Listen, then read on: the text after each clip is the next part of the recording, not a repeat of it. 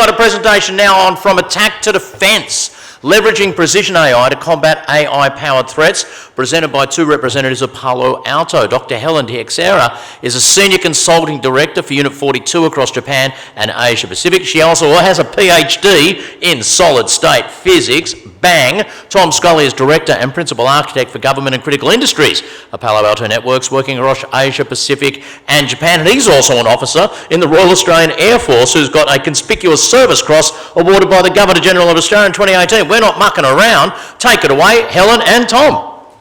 Thank you. Thank you very much. I'll see you, Helen. Thank you very much. Good morning, everybody. It's lovely to be here. I've been working in cybersecurity for 22 years. I pivoted from physics. I love how technology works, how you can break it, get around it, and naturally cybersecurity was something that really kept me entertained and a new challenge for me for this period. In that time, I've never seen the cyber threat landscape evolve as quickly as it has over the last 18, 24 months, as the attackers are using generative AI to their advantage. Now, whilst that is scary, I believe, and Palo Alto Networks does as well, that our use of data, automation, and AI will finally enable us, as defenders, to get on an even par and even get ahead of the cyber attackers. Now is the time we can do that. And the reason being because we all understand the complexity and the dynamic nature of what we're trying to protect.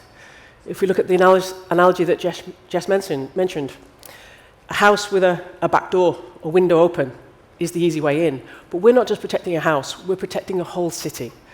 So as defenders, just keeping across the complexity of the assets, the dynamic nature of spinning them up in the cloud and down, you really need to move to a way that you can use that information well and dynamically. And we believe that that time is here. And that's what Tom and I are going to try and share a few ideas with you this morning about. Again, we've got far too much content, so please do come and see us at the booth afterwards, and we're very happy to talk about any of these points in more detail. So I'll give a quick agenda introduction to Unit 42, who we are, and where we've got our research from that will talk about the threat landscape. And then I'll hand over to Tom, who's going to talk a little bit about how we fight AI with AI, and then I'll come back to some 3 key takeaways. So, first of all, may I ask, can you put your hand up if you've heard of Unit 42? Great, that's very pleasing. Thank you very much. OK, can you keep your hand up if you're using our threat intelligence, our blogs and website? Not as many. OK, well, that's going to be a key takeaway for you today, if that's OK. Unit 42 is the advisory arm within Palo Alto Networks. We offer proactive incident response and managed services, differentiated probably from our competitors who do consulting, that we take a very much threat intelligence-driven view to take risk-based approaches to doing assessments and guidance of gaps, etc. We started in 2014 as the research team that took all of the malware from a wildfire and would do reverse engineering and malware analysis. That team still exists today. We have over 200 researchers across the organization. And that's also very important because we have the largest database of malware. So when it comes to having an LLM with malware to then generate new malware on top, we're in a perfect position to today block malware that doesn't even exist, but that we imagine the attackers would try and produce using generative AI themselves. So that's a very important thing to be aware of. Because of our global footprint with our firewalls, we have a depth and breadth of telemetry that's probably unparalleled across the world. We'll analyze over 500 billion events a day across endpoints, network, and cloud. And through our incident response team, we'll do at least over 500 engagements around the world where we're seeing firsthand what the weaknesses are, how someone's got the initial access, how they've moved laterally, and what we need to do to defend. Where possible, we've been a big proponent of sharing as much information as we can, and Jess talked about collaboration, and that's really important, and partners. We were a founding member of the Cyber Threat Alliance and continually supply information to that. And where possible, we publish as much as we can of the threat actors, IOCs, what we see on our public website.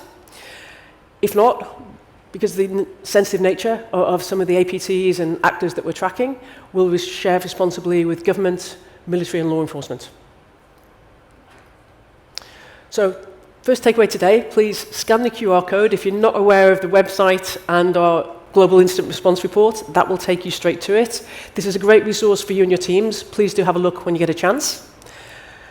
And for those that like to listen to something on their way to work, we also have the Threat Vector podcast, where our senior leaders will talk about the new threats, what we're seeing in the industry, and it's another great way to keep up with what we're seeing, which is changing very, very quickly and very dynamically.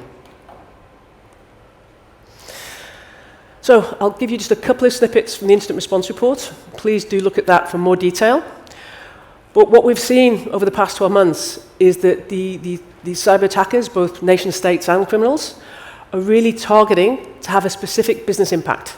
They're really targeting to understand your organization, take you offline, and increase the propensity that you'll go for paying ransom to try and get your operations back up and running. We've seen, as I said, an increase in the speed, scale, and sophistication of the threat actors through the use of AI, and that's a little bit what I'll talk about today as well. And also, they're very good at leveraging the cloud, just like yourselves, to masquerade their extraction of data and various parts of their attack. Generative AI can help them in several ways. One is through the development of resources to an infrastructure for attacking companies at scale. So I think, in 2 years ago, we saw the MGM breaches and MoveIt hit a certain number of companies that was quite unprecedented.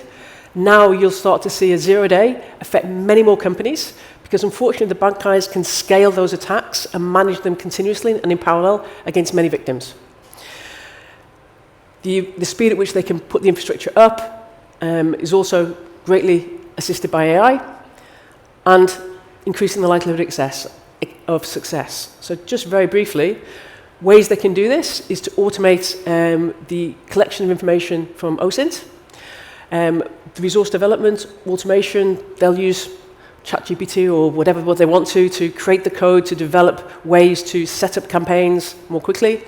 We know that they're using fakes, deep fakes, very, very well, and that's a key concern for us, how to manage that threat too. And as I said, the ability to spin up infrastructure to help with the discovery of what's important in an organization, collection, and getting it out.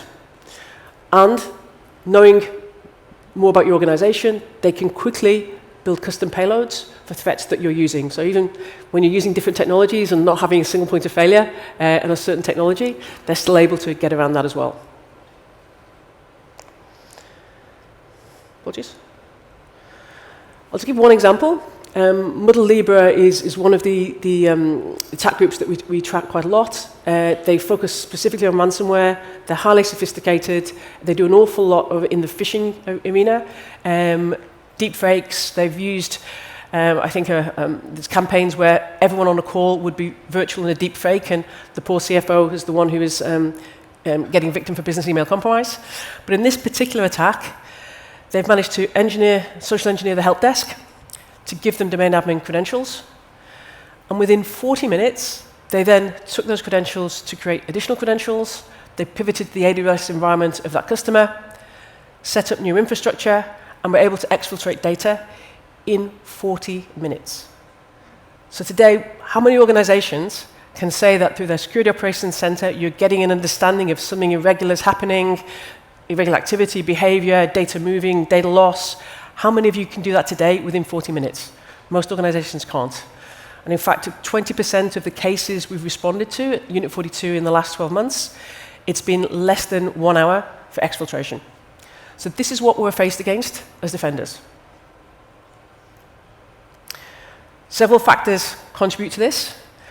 The complexity of your security operations center having many panes of glass to try and stitch together what is happening. An event here correlated to there, the attack path, it's very, very difficult for them to do that. And often, the people who are trying to detect and respond do not have the full picture available with the speed and the automation they need to help them respond. The visibility. It's very difficult to protect all of this in one go, so how can you get that continuous view of what you need to protect? That in itself is a challenge and not something that can be done in spreadsheets. The once-a-year risk analysis, compliance analysis, it's fine for the auditor, but that's not going to help you manage risk and threats in today's landscape. And also from our incident response, many of the cloud environments that we're seeing permissioned just have too much trust.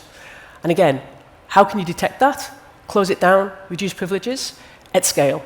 This is a tremendous challenge for you in the room as defenders today of the organizations you're in. So I'm now going to pass to Tom, who's going to give you some strategies to help you. Fantastic. Thanks, Helen. And we're going to change pace a little bit here. So Helen's given us a fantastic overview of, I guess, the landscape and what we're challenging in terms of attackers. Where I want to take it to next is looking at, I guess, where I see it in my role, where I get to go and interview and see and help advise across the region with customers, is how are they dealing with integrating AI into their workflows? How are they dealing with integrating AI into their organizations to generate value? So there's three elements to that we'll talk to. I know we've heard a lot of hype today and in the industry around AI, but really underneath the surface, what am I seeing with customers and what are they saying in terms of the challenges they're facing? And it comes to three things: speed, scale, and pervasiveness. We're seeing the AI workhorse or the engine of the world being built in front of our eyes. We see AI data centers being stood up. On top of that, we're also seeing cloud providers rechange their architectures. So you can now get a GPU as a service. You can get a base model as a service, and you can build your own AI agents on top of it. That's happening at a rate where within a decade, we'll be at over a billion users towards 5 billion users within a decade. 5 billion users building agentic AI models. 5 billion users integrating it into cars. 5 billion users putting it into aircraft that are taking safety critical pieces. Now that's one element, but the speed that's really, really challenging us as an organization is how quickly this is happening. It took 16 years for us to get 1 billion users in the mobile space. It took 23 years for us to get 1 billion users on the internet. And within 7 short years, we'll have 1 billion users using AI. Think of the change that you had in your organizations going from mainframes to on-prem private virtual clouds to then the hyperscalers. You're going to have to go through that change at an order of magnitude you hadn't seen before. The organizational changes to that, the technological changes, the training of your people, the changes to processes. And you're going to have to do it. You won't be able to put your head in the sand.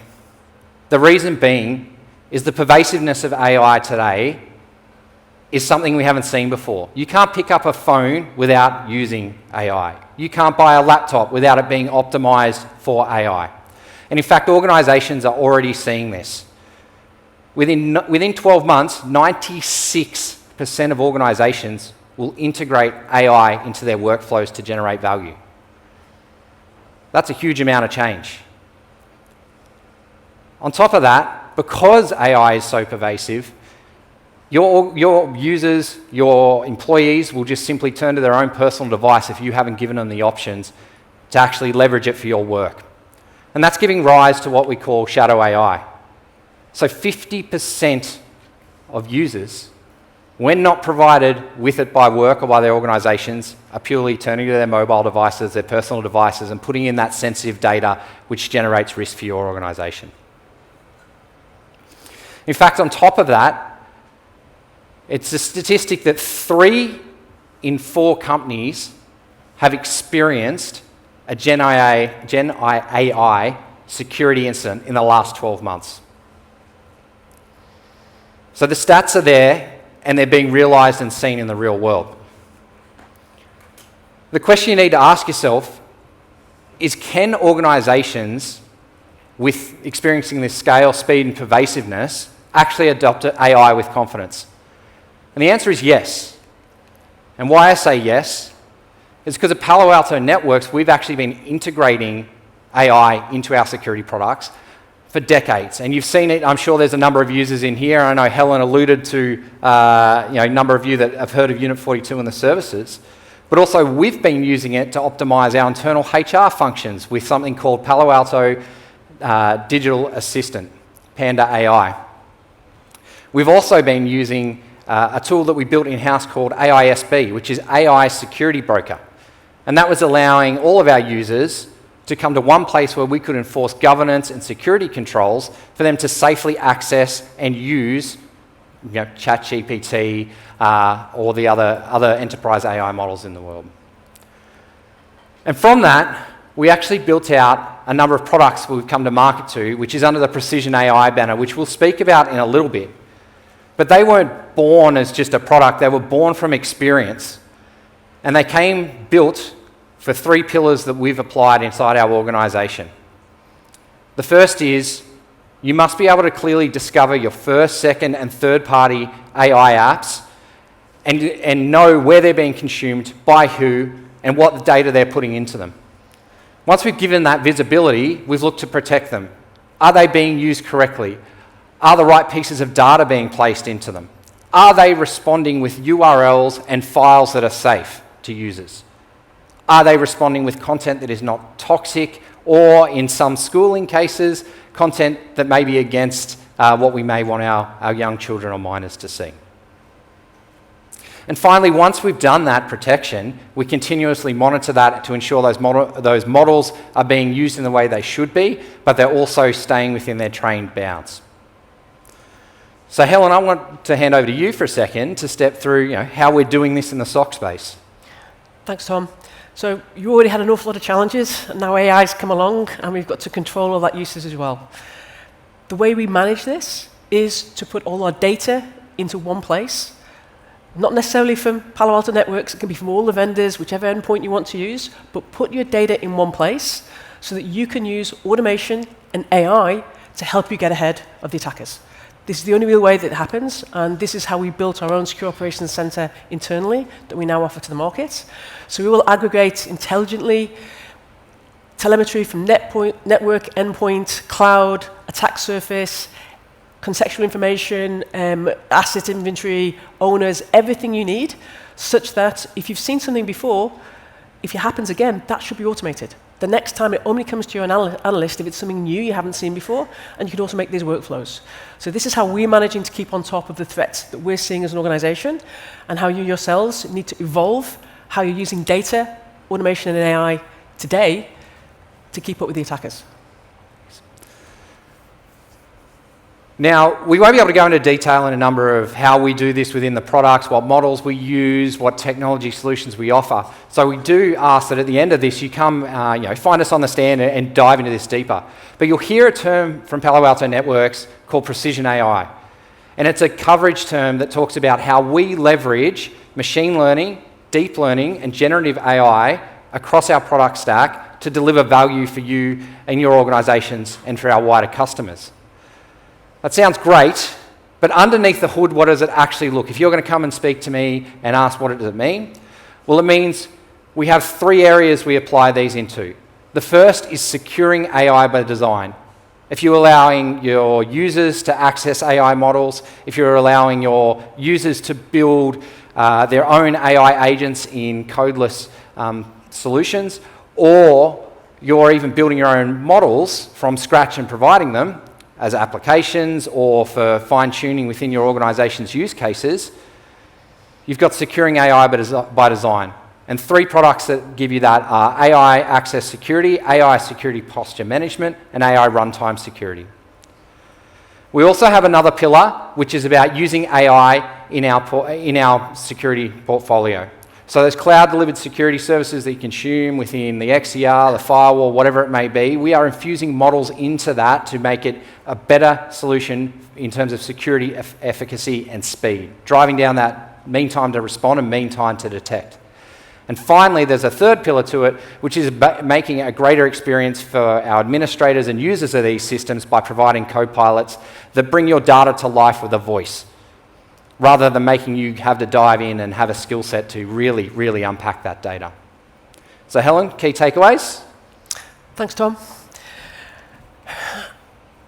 Speed, scale, and sophistication. Please be aware, it's escalating. That is not going to slow down. That's just going to keep on happening to increase.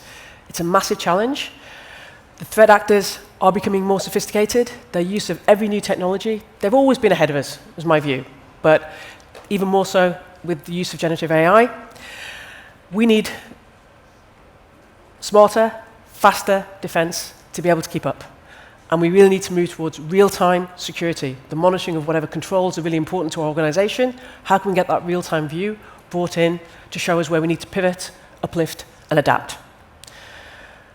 My final message is that with precision AI, you can leverage data, automation, and AI to move towards getting on top of the attackers.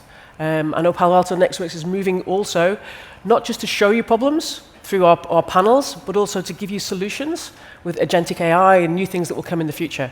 But as a cybersecurity professional, I really do feel that AI is a pivotal moment for us as defenders to start to get ahead. And to do that, we need to evolve and use data, automation, and AI ourselves. Thank you very much. Thank you.